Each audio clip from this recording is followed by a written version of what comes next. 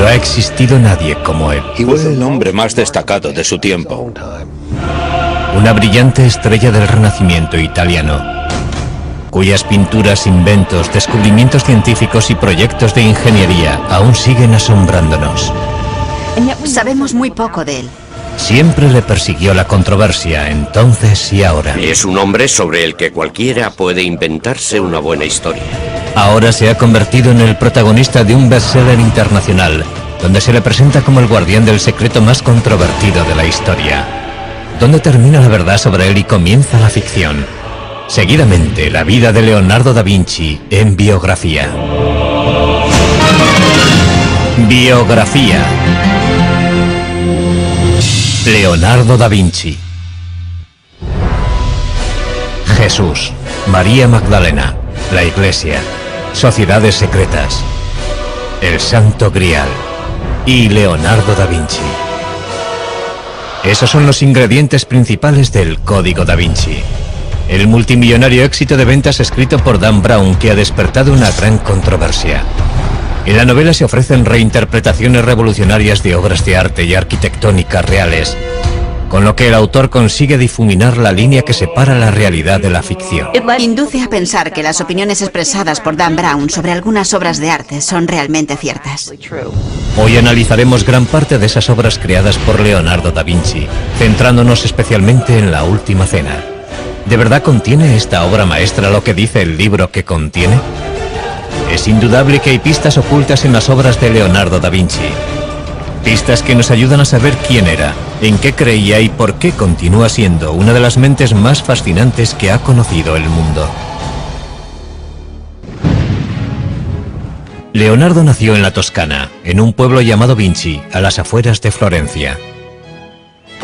Cuando nació Leonardo, Florencia era el centro del centro de Europa.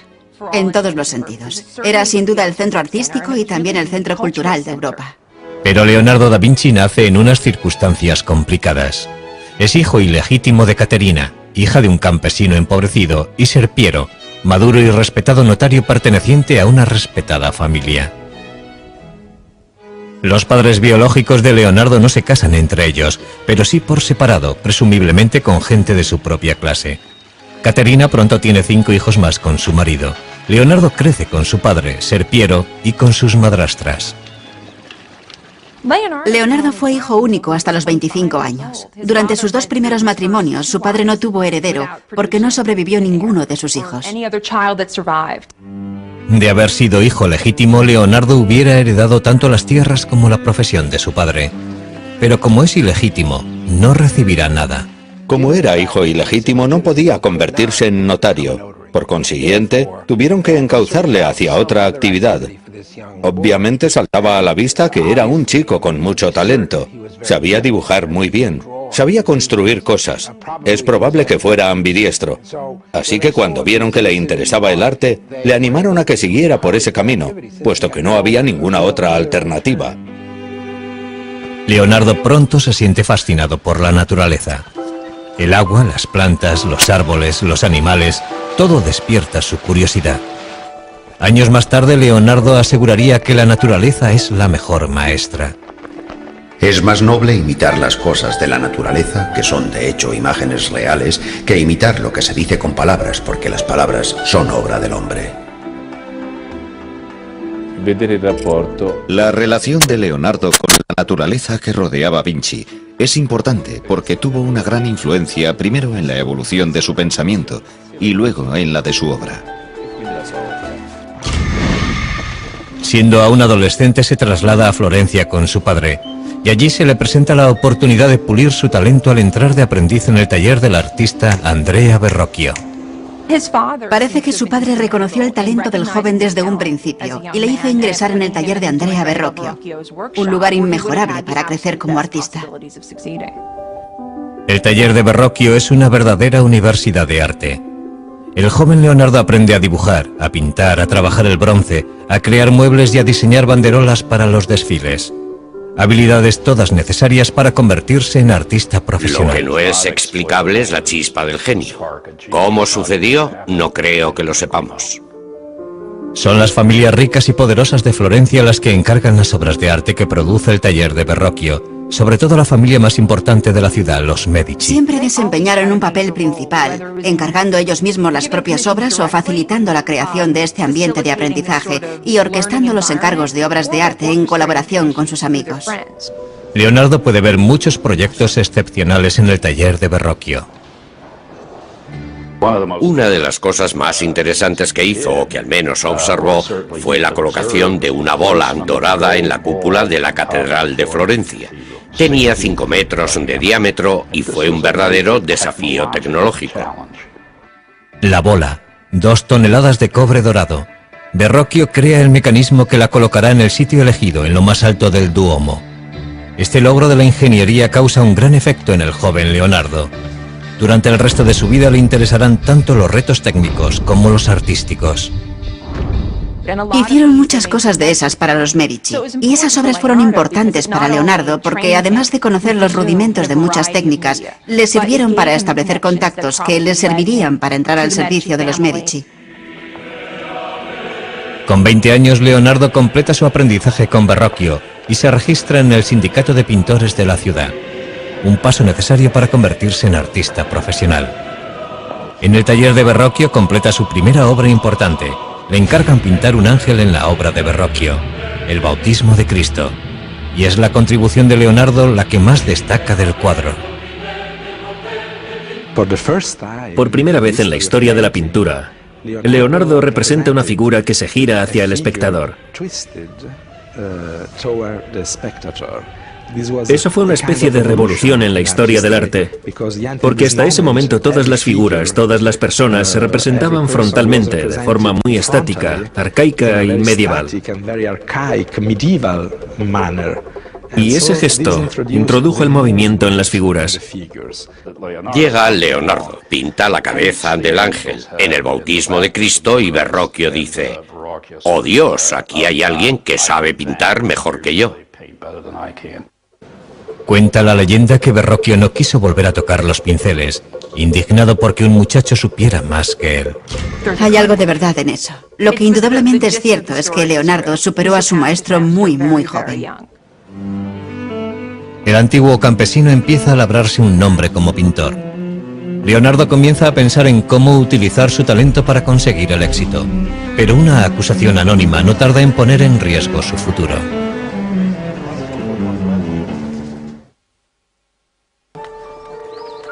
Leonardo da Vinci tiene ahora 24 años y ya ha pasado de ser considerado el hijo ilegítimo de un notario a convertirse en un artista legítimo. Es un prometedor artista florentino a la altura de Botticelli, Ghirlandaio y Rafael.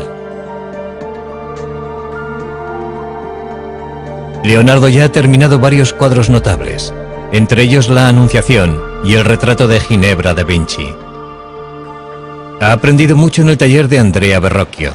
Sus ideas y su técnica están evolucionando, pero la competencia es feroz.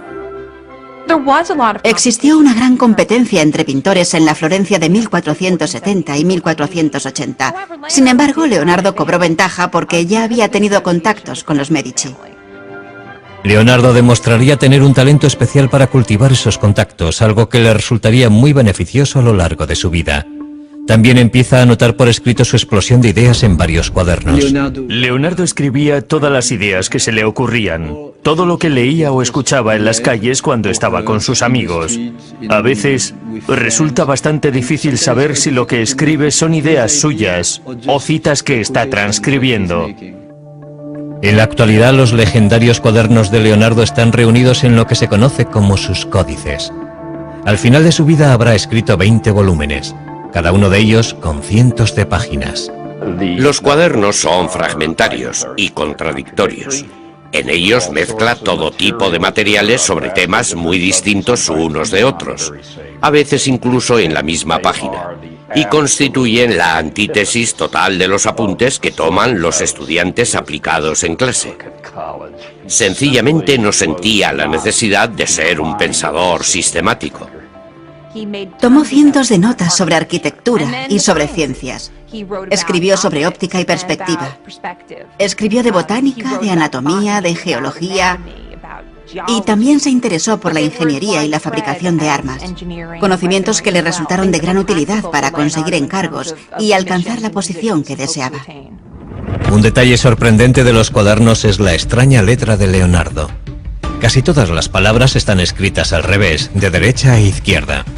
¿Es esta la forma que tiene Leonardo de encriptar sus notas, como asegura Dan Brown en su novela El Código da Vinci? Lo que está claro es que si eres zurdo como yo, la forma normal de escribir es de derecha a izquierda. Uno no empuja la pluma, la sostiene. Y es perfectamente posible que adoptara esa costumbre porque nunca tuvo un estricto profesor de primaria encima de él diciéndole cómo tenía que escribir. Si así fuera, sería un código muy pobre. Su escritura resulta bastante legible si utilizamos un espejo. Yo pienso que fue un hábito que adoptó porque le resultaba más fácil escribir así. Algunos de los estudios de sus cuadernos distan mucho de ser bellos. Leonardo es perfectamente consciente de que para conocer algo debes conocer su contraste. En otras palabras, para conocer lo bello debes conocer lo feo. Y viceversa. Los estudios grotescos son posiblemente una forma de examinar la variedad de posibilidades que nos ofrece el mundo biológico. Si el pintor desea ver bellezas arrebatadoras, él es el amo de su producción. Y si desea ver cosas monstruosas que podrían causar pavor, o que podrían ser cómicas, irrisibles o verdaderamente lastimosas, él es su señor y su dios. Los cuadernos capturan una mente en perpetuo movimiento, pero aportan pocas pistas sobre su vida personal. Los cuadernos no son su diario. Por eso sabemos muy poco sobre relaciones personales, aparte de lo que podemos intuir gracias a otras pruebas periféricas. Uno de los asuntos que continúa en la oscuridad es la sexualidad de Leonardo. Lo que sí sabemos es que la policía secreta de Florencia detiene a Leonardo cuando éste tiene 24 años. Alguien le ha acusado anónimamente de practicar la sodomía con un joven de 17 años. Es imposible saber si la acusación era cierta o no, pero Leonardo se siente humillado y en peligro. El castigo por la sodomía oscila entre una simple multa y la pena capital. 2 meses después, Leonardo es juzgado, pero no se presenta ninguna prueba contra él, ni se presenta ningún testigo, y los cargos son retirados tan pronto como aparecieron. Pero Leonardo ha pasado verdadero miedo. Eso nos indica que desde muy temprano se creyó que Leonardo era homosexual. Es muy posible que mantuviera algún tipo de relación con hombres. Pero es probable que en el contexto de un taller artístico del siglo XV, eso fuera algo no tan infrecuente. Sin embargo, parece que en sus escritos, Leonardo desdeña el sexo en general. El acto de la cópula y los órganos que intervienen en él son tan feos que si no fuera por las caras y los adornos de los actores y los impulsos que les mueven, la raza humana desaparecería. A medida que fue madurando, se desinteresó por completo del sexo. Estaba totalmente concentrado en su misión como artista y científico. Estaba por encima del sexo. Leonardo abre su propio estudio en Florencia en cuanto retiran la acusación. Pero la violencia no tarda en adueñarse de la gran ciudad renacentista. Un sangriento golpe de estado planeado por el Papa y un colaborador amenaza con derribar a los Medici. Cuando el golpe fracasa, el Papa ordena al ejército de Nápoles tomar Florencia por las armas. Como para el resto de florentinos, la guerra es ahora una prioridad para Leonardo. Y empieza a diseñar escaleras y otros artefactos para defender y escalar las murallas de la ciudad. Leonardo empieza a trabajar en un nuevo campo, la ingeniería militar, algo que le fascinará durante toda la vida. Justo cuando parece que toda esperanza está perdida, la diplomacia de los Medici funciona. Florencia está salvada. Leonardo vuelve a tomar los pinceles, y en 1480 empieza a pintar San Jerónimo. En el cuadro captura al angustiado santo golpeándose el pecho con una piedra en el desierto. En la actualidad este cuadro está colgado en el Vaticano inacabado, como muchas otras de sus pinturas. Y sin embargo la precisión de Leonardo a la hora de dibujar la anatomía humana hace que el dolor de San Jerónimo cobre vida ante nuestros ojos. Leonardo tiene casi 30 años cuando Lorenzo de Medici envía a los mejores pintores de Florencia al Vaticano para decorar la nueva capilla Sistina. Esta colaboración forma parte de la nueva tregua firmada por los Medici y el Papa. Fueron elegidos muchos importantes pintores florentinos, pero no Leonardo. Es posible que se sintiera frustrado y que pensara que su talento no era reconocido. Pero Leonardo recibe un pequeño encargo que le mantiene ocupado. Un monasterio de las afueras de Florencia le contrata para pintar un retablo. El tema, la adoración de los magos. Leonardo tuvo que estar desesperado para firmar el contrato de este proyecto. Además de tener que pagarse él mismo los materiales, el contrato establecía que si no lo terminaba antes de 30 meses no le pagarían absolutamente nada. La composición de la obra es tremendamente ambiciosa, pero Leonardo supera todas las dificultades y el resultado final es impresionante. Es una revolución artística. Uno percibe que Leonardo está inventando un nuevo arte. Es probable que fuera demasiado nuevo incluso para él, y que por eso lo dejara sin terminar. Y sin embargo, es posiblemente la primera pintura realmente moderna de la historia.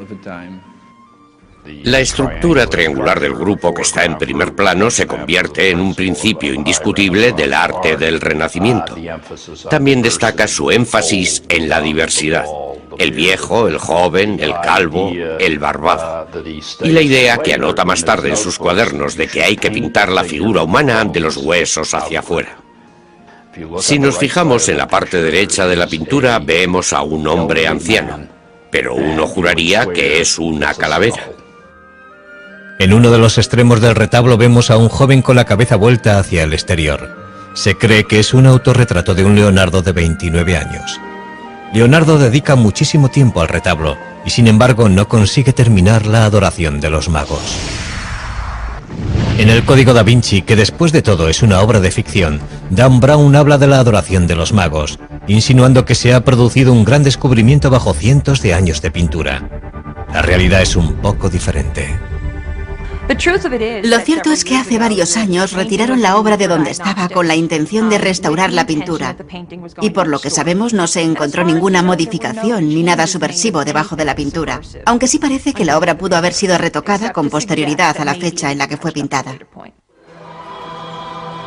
En la actualidad la adoración de los magos está expuesta en la Galería Uffizi de Florencia. Sin restaurar y dependiendo de a quién creamos, igual que como la dejó Leonardo. Parece que Leonardo no terminó este cuadro porque le distrajo algo que ocurría fuera de las murallas de Florencia. Algo que pondrá a prueba su habilidad, pero no como pintor. Con la esperanza de olvidar las dificultades de Florencia, Leonardo da Vinci decide trasladarse a Milán. Milán es la más septentrional de las ciudades-estado italianas y por consiguiente vulnerable a invasores extranjeros. A diferencia de Florencia, Milán es un centro de producción de armas y de tecnología militar. Leonardo confía en que aquí se le presenten nuevas oportunidades. Pero antes debe entablar relaciones con el hombre más poderoso de Milán, el duque Ludovico Sforza, el Moro. Leonardo llegó a Milán con poco más de 30 años.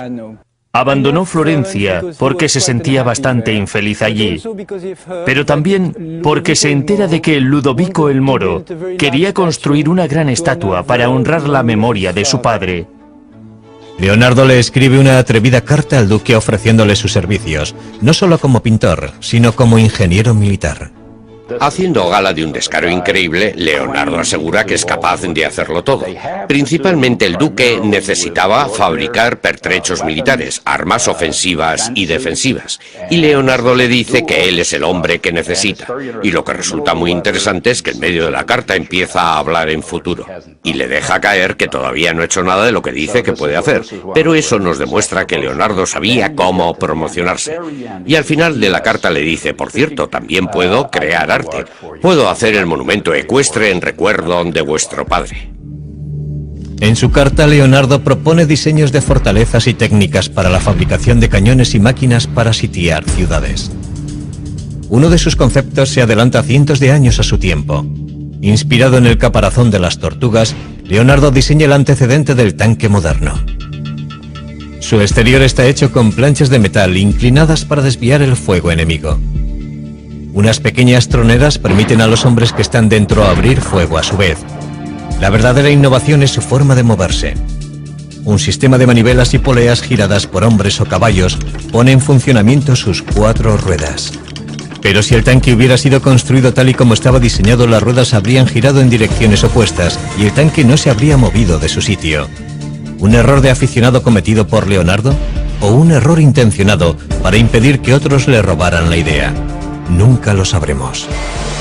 Entre el resto de sus diseños militares destacan salvajes máquinas de muerte pensadas para diezmar las filas enemigas.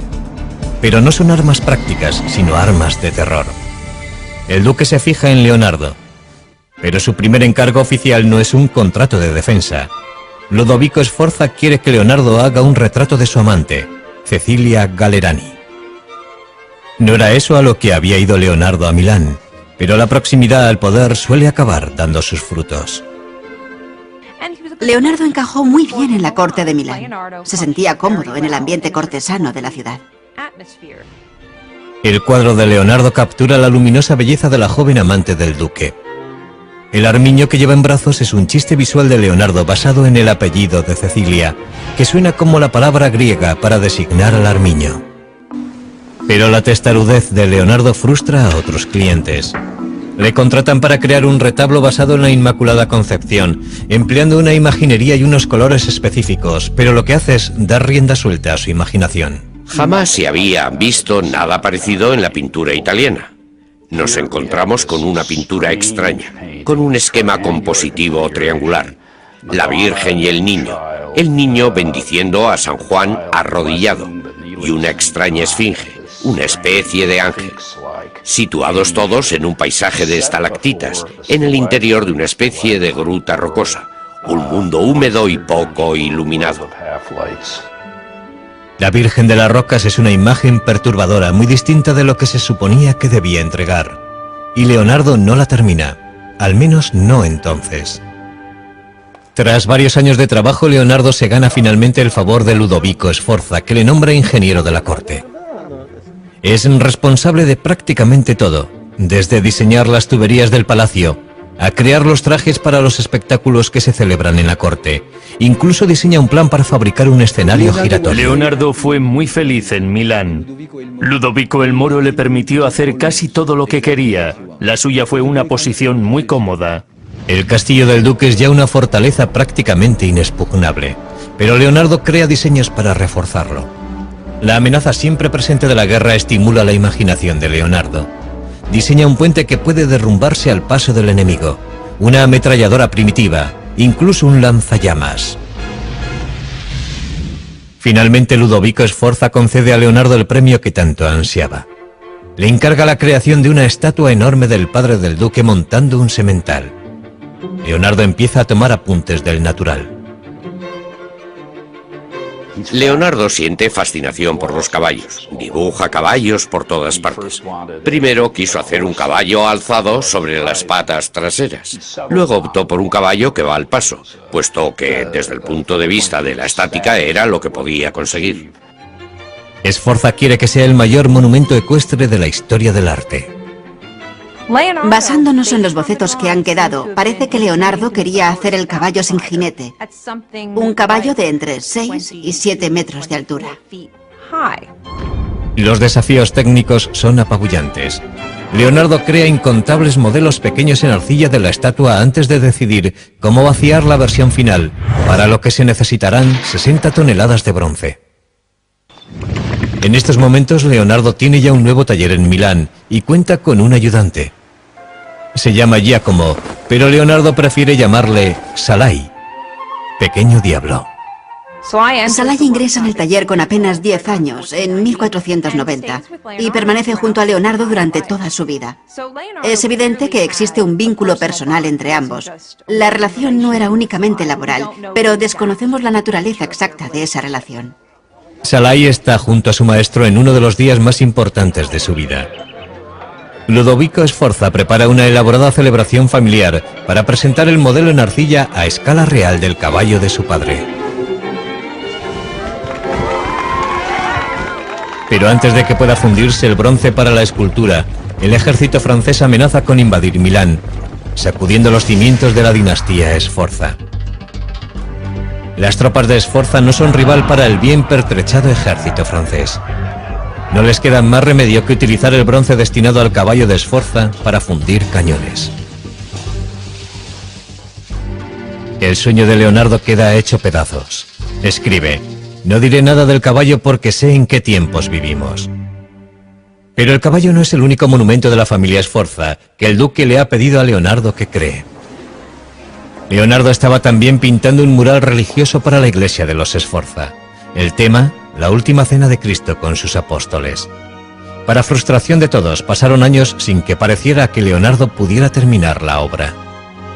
Ludovico Sforza le encargó esta obra cuando estaba decorando el monasterio de Santa Maria delle Grazie, probablemente como preparación para hacer un monumento funerario para él mismo. Por eso le encargó la última cena, una pintura mural para el refectorio, y en la pared opuesta iba a ir la crucifixión, con retratos de él y de su familia.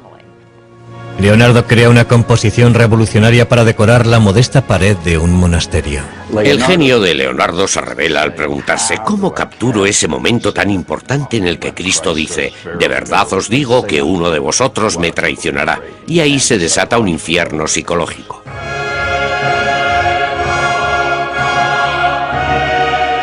Leonardo emplea los gestos y rostros de los apóstoles para traicionar sus emociones.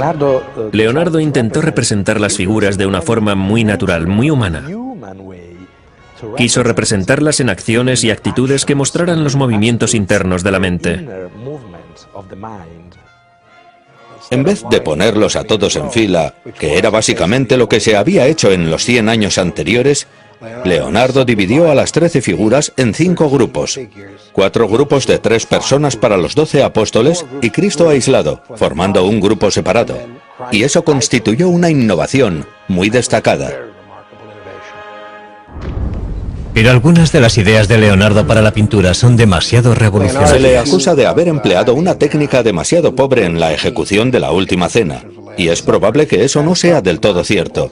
La pintura resultó muy dañada debido a la humedad subterránea que se filtró en las paredes, y eso es algo que casi nadie puede controlar.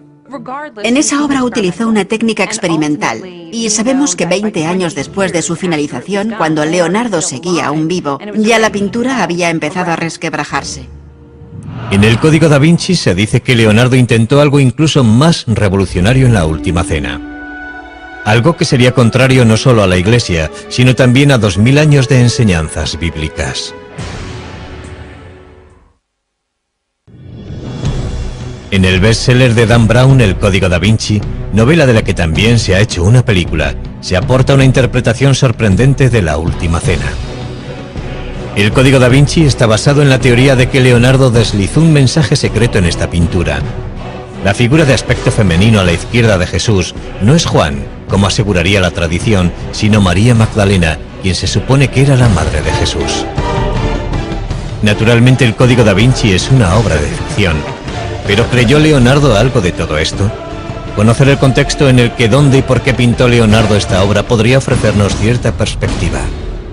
Esta obra fue un encargo del duque de Milán para el refectorio, el comedor de un monasterio. Y el público que iba a verla estaba compuesto por los religiosos que se sentaban allí a comer. No era el lugar apropiado para deslizar un mensaje secreto. Y ese mensaje jamás hubiera llegado a una audiencia receptiva en caso de que se emitiera una opinión contraria a las enseñanzas de la Iglesia Católica. ¿Por qué tiene un aspecto tan femenino la figura que está junto a Jesús? Tradicionalmente, mostrar a un hombre joven con rasgos femeninos, en oposición a las figuras centradas en años que están sentadas a la mesa, era algo completamente habitual. Y si a eso añadimos que es muy poco lo que puede verse en esa pared, como para establecer si ese personaje tiene una figura femenina o un rostro femenino, el resultado es que disponemos de muy pocas pruebas para emitir una opinión. Y esa es la tragedia definitiva de la última cena, porque debido al deteriorado estado en que nos ha llegado es muy poco lo que ha sobrevivido de la obra de arte original. Ha sufrido 8 restauraciones documentadas, es posible que más. En la actualidad no sabemos qué partes de la pintura pertenecen realmente al pincel de Leonardo. Lo que tenemos que hacer es distanciarnos de la obra y decir que lo que de verdad queda de Leonardo es la composición. Leonardo ha pasado 17 felices años trabajando para el duque de Milán, Ludovico Sforza. Pero ahora la dinastía Sforza tiene que rendirse ante el empuje del ejército francés. y el gigantesco modelo en arcilla para el caballo de Sforza recibe un final trágico. La historia nos cuenta que los arqueros franceses que invadieron Milán utilizaron el modelo en arcilla del caballo como diana, y ese fue el final del caballo. Leonardo está sin trabajo. Con 47 años sale de Milán junto a Salai, su aprendiz, abandonando sus principales obras, El caballo destrozado y La última cena. Debe buscarse un nuevo mecenas y una nueva casa. Le ofrece varias ideas al duque de Venecia, entre ellas un traje de buzo y un sistema de respiración para la guerra submarina. Como muchas otras veces, Leonardo se ha adelantado cientos de años a su tiempo. Pero es otro concepto el que de verdad le fascina, encontrar la forma de hacer volar al hombre. Dedica horas a observar a los pájaros en un intento de descifrar las claves de su vuelo. El pájaro es un instrumento que funciona de acuerdo a unas leyes matemáticas, y el hombre tiene el poder de reproducir un instrumento como este con todo su movimiento. No sé si se han fijado alguna vez en un pájaro volando, pero es imposible explicar la forma en la que se mueven sus alas, por ejemplo. Leonardo sí podía hacerlo. Él entendía la forma en la que se movían las alas y las dibujaba al mismo tiempo. Leonardo diseña inventos que imitan el vuelo de las aves, y puede que llegara a atar alas a sus ayudantes para que intentaran volar. Pero descubrir la forma de volar es el mayor reto al que se enfrenta Leonardo.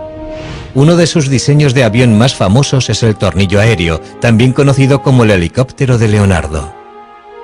Tenía más de 4,5 metros de ancho y 4 hombres hacían girar unas manivelas para crear la fuerza propulsora.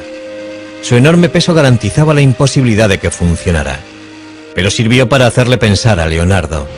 Posteriormente experimentó con un ala articulada. El resultado es un diseño conocido como el ornicóptero de Leonardo, que bate las alas para conseguir volar. Empieza pensando que quizá podamos batir las alas, y llega a la conclusión de que eso no es posible. Estudia a los pájaros, pero sobre todo estudia a los murciélagos, y todo eso le conduce a la idea de volar planeando. Para ello diseña unas alas fijas y unos paracaídas que deberían planear como los pájaros impulsados por las corrientes de aire. Indudablemente este invento hubiera podido haber funcionado. Por desgracia, el duque de Venecia no muestra ningún interés por los inventos de Leonardo. Pero a principios del siglo XVI los servicios de Leonardo como pintor de retratos están muy solicitados entre la nobleza italiana. Sin embargo, estos encargos le interesan poco. Cuando una dama le envía un mensajero para saber por qué no ha terminado su retrato, el mensajero regresa con la noticia de que Leonardo parece cansado de los pinceles. Uno pensaría que la gente que quería contratar a Leonardo, sus clientes y sus mecenas, vería con desagrado el hecho de que dejara tantos encargos inacabados y tantas obras incompletas. Y sin embargo, el trabajo de Leonardo como retratista siempre estuvo muy cotizado. Leonardo regresa finalmente a Florencia, la ciudad de su juventud, para volver a empezar. Pero por muy famoso que sea, otro artista más joven se ha convertido en el favorito de la ciudad, Miguel Ángel Buonarroti. Solo tiene 28 años, pero su talento es extraordinario. Es un momento maravilloso para la historia de Florencia que esos dos genios estén en la misma ciudad en la misma época. Pero entre ellos existió rivalidad. Eran muy diferentes el uno del otro. Leonardo era un cortesano, un hombre apuesto que se desenvolvía bien en cualquier situación. Miguel Ángel era un hombre solitario, un hombre ya bastante amargado. Un día sus diferencias estallan en las calles de Florencia. Leonardo tenía casi 25 años más que Miguel Ángel y debió de pensar que estaba por encima de tal rivalidad. Su resentimiento aumenta. Leonardo empieza a buscar encargos fuera de Florencia. Y en 1502 encuentra una oportunidad inesperada al servicio de uno de los tiranos más sedientos de sangre de Italia. A principios del siglo XVI, Leonardo trabajaba para César Borgia, hijo ilegítimo del Papa Alejandro VI, que es en esos momentos el duque de Romaña, un militar, el general de los ejércitos del Papa, por así decirlo. Borgia no se detiene ante nada en su intento de consolidar el imperio de su padre, que espera que algún día pase a ser suyo. Utiliza a Leonardo como ingeniero militar. Los mapas que dibuja son de una precisión extraordinaria y una de las claves de sus éxitos en el campo de batalla. Leonardo hace unos contactos muy sólidos porque es un hombre muy inteligente. Sabía manipular sus habilidades y colocarse siempre en el lugar más conveniente para él. Pero un día Borgia ordena la ejecución de un amigo de Leonardo. Poco después interrumpen su colaboración. En el verano Leonardo regresa a Florencia y vuelve a tomar los pinceles. Empieza un retrato menor que acabará convirtiéndose en el cuadro más celebrado de la historia del arte. Es la espiritualidad inherente a la criatura humana que Leonardo fue capaz de reflejar en el retrato, la que eleva la figura humana a una especie de majestad. Se ha dicho que la Mona Lisa tenía ictericia, que era una mujer embarazada, que era un hombre disfrazado de mujer. Pero lo cierto es que la Mona Lisa es una gran pintura. Según el relato de un biógrafo, la Mona Lisa sería el retrato de Lisa Gioconda, la esposa de un mercader. Pero eso es algo que no es seguro. Para Leonardo, la Mona Lisa fue siempre una obra en evolución, su intento de alcanzar la perfección. Leonardo nunca entregó el retrato a la persona que se lo encargó y lo conservó hasta el fin de sus días. En la actualidad el cuadro se expone en el Museo del Louvre, en París, protegido por un cristal antibalas. Es un tesoro nacional que no tiene precio. El cuadro no siempre estuvo tan bien vigilado, pero el robo de la apreciada pintura de Leonardo en 1911 lo cambió todo. Una mañana de verano, un antiguo empleado del Louvre descolgó la Mona Lisa de la pared sin que nadie le viera y salió del museo con el cuadro escondido debajo del abrigo. ¿Su motivo? Creía que el cuadro debía ser devuelto a Italia. Fue un acto de nacionalismo impulsado por la idea de que la Mona Lisa debería estar expuesta en un museo italiano.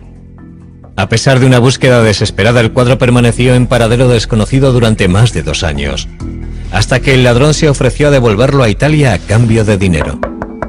En 1913 fue detenido en Florencia.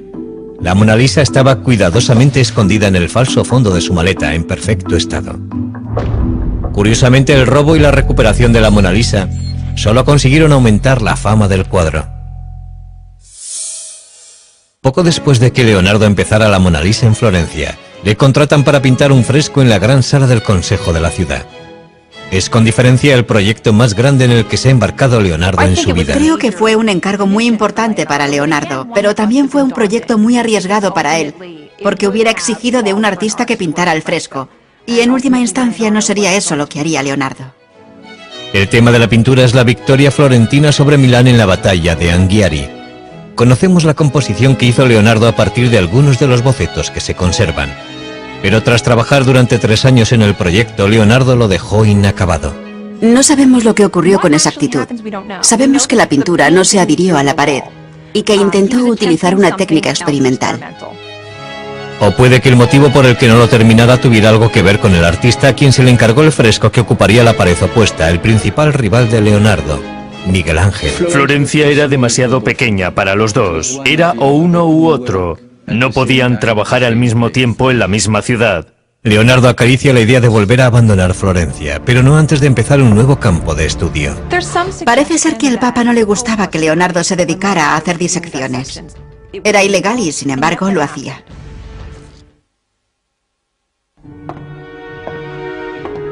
Con 50 años, el deseo de Leonardo da Vinci por alcanzar la perfección artística le empuja en una dirección sorprendentemente científica: la disección de cadáveres humanos. Creía que para poder representar el cuerpo humano tenías que entenderlo. Tenías que entenderlo desde los músculos hacia afuera, para poder cubrir los músculos con carne y la carne con ropa.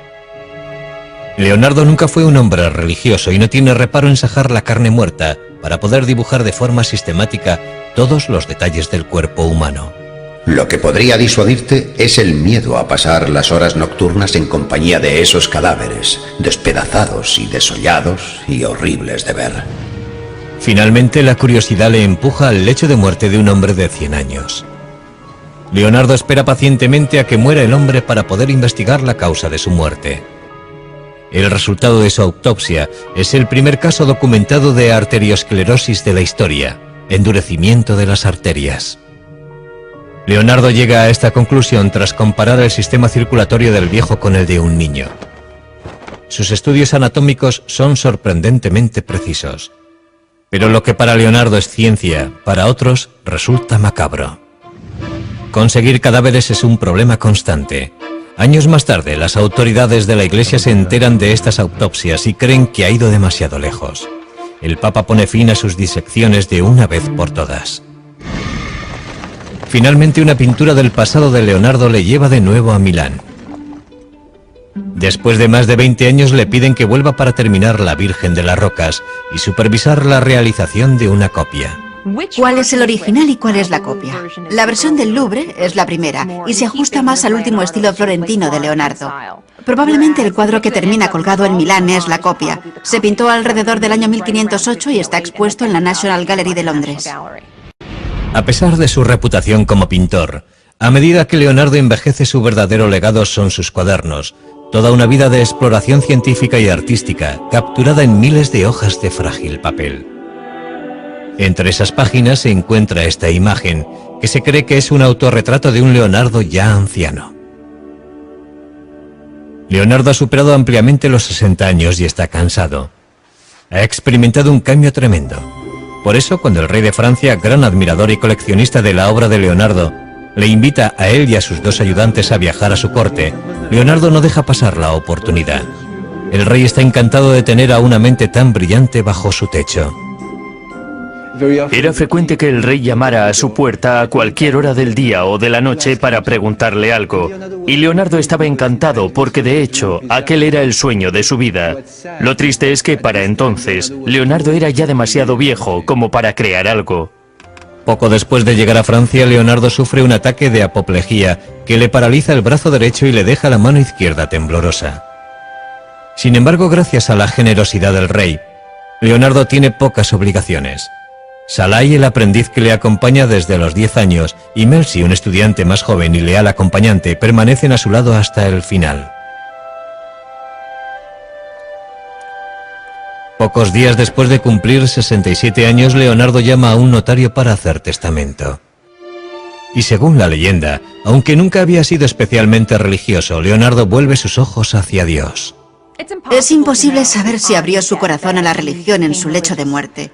No sabemos si es cierto que se interesó súbitamente por el catolicismo y que, como se dice, confesó sus pecados.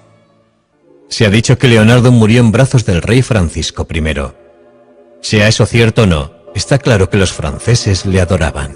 Igual que un día bien empleado procura un sueño feliz, una vida bien empleada procura una muerte feliz. En su testamento, Leonardo planea su propio funeral, algo que no es necesariamente atípico. Lo curioso es que Leonardo ordenó la celebración de muchas misas en su honor, 3 misas grandes y 30 misas pequeñas en 4 iglesias distintas, y dejó dicho que fueran el diácono y el subdiácono quienes llevaran su cuerpo a la tumba. Tras la muerte de Leonardo, las pinturas y cuadernos que obraban en su poder, incluida la Mona Lisa, pasaron a manos de sus ayudantes. Con el transcurso de los siglos acabarían engrosando distintas colecciones de arte de todo el mundo. No es imposible que en alguna parte haya bocetos, dibujos o incluso pinturas originales de Leonardo. Es muy probable que pueda existir algún oculto tesoro en algún lugar. Casi 500 años después de su muerte, Bill Gates compró por más de $30 millones uno de los 20 cuadernos de Leonardo que se conservan, el Códice Lester. Desde entonces ha sido expuesto públicamente en muchas ciudades del mundo. En 2006, un nuevo estudio sobre los cuadernos y dibujos de Leonardo arrojó nuevas y sorprendentes pistas forenses sobre el maestro del Renacimiento. Parece ser que Leonardo dejó huellas dactilares tanto completas como parciales en la pintura y la tinta de varias de sus obras. El análisis de esas huellas podría algún día proporcionarnos más detalles sobre la identidad étnica de la madre de Leonardo y sobre el propio Leonardo. ¿Por qué Leonardo y su obra continúan fascinándonos? Desde el Código da Vinci a su escritura inversa, pasando por sus disecciones y sus pinturas misteriosas, Leonardo se nos aparece como un mago negro del Renacimiento. Pero eso está muy lejos de ser verdad. Fue un hombre de un talento excepcional que vivió en una época extraordinaria. Si examinamos la vida de Leonardo, llegaremos a la conclusión de que fue más un científico que un pintor. Pasó más tiempo interesado en la anatomía, la botánica, la óptica y los estudios naturales que pintando cuadros con el pincel en la mano. Fue un hombre tan excepcional que hizo de todo, y todo lo hizo muy bien. Leonardo fue un hombre de su tiempo. Un hombre cuyo genio y ambición le catapultaron de la oscuridad a las cortes reales. Un hombre que jamás permitió que la adversidad hundiera su intelecto. Un hombre para la eternidad que ilumina nuestra imaginación incluso hoy. Leonardo da Vinci.